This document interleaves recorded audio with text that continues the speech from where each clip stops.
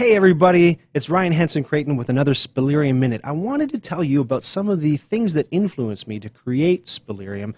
I was really worried when I came out with this game. There's a lot of stock characters and situations and settings. They say there's nothing new under the sun, and it's really hard to be original. I was really worried that people would say, oh, well, your game is exactly like this and that other thing. So what I did was I wrote this blog article called How to Steal Like a Pro, and I listed all my influences. So that when people came by later and they said, oh, that's exactly like this thing, I could say, yes, check out the blog article. It is exactly like that thing. So the one thing that really influenced the game was Loom. If you haven't played it, it's this fantastic old Lucasfilm games. Lucasfilm, LucasArts, God rest their souls. I'm so sorry the studio shut down. End of an era.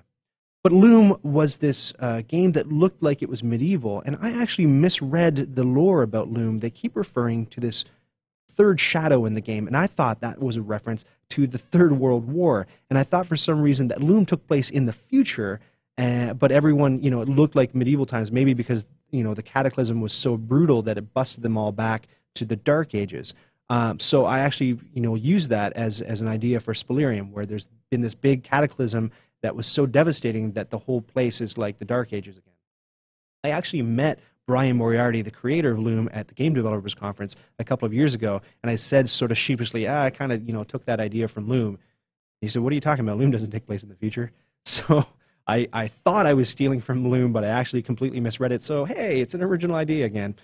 This is a series called the Prydain Chronicles by Lloyd. I read these books when I was a kid. Super influential. You might recognize this title, The Black Cauldron, because Disney made a horrible movie based on it.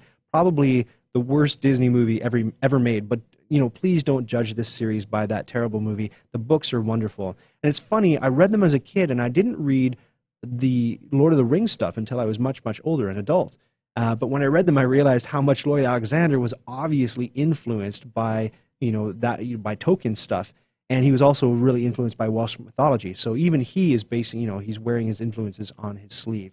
So the one major thing that I took from this series was the concept of kind of a goofy bard that follows the characters around. Except the bard in Spellirium is a whole lot more intolerable than the bard in the Lloyd Alexander books.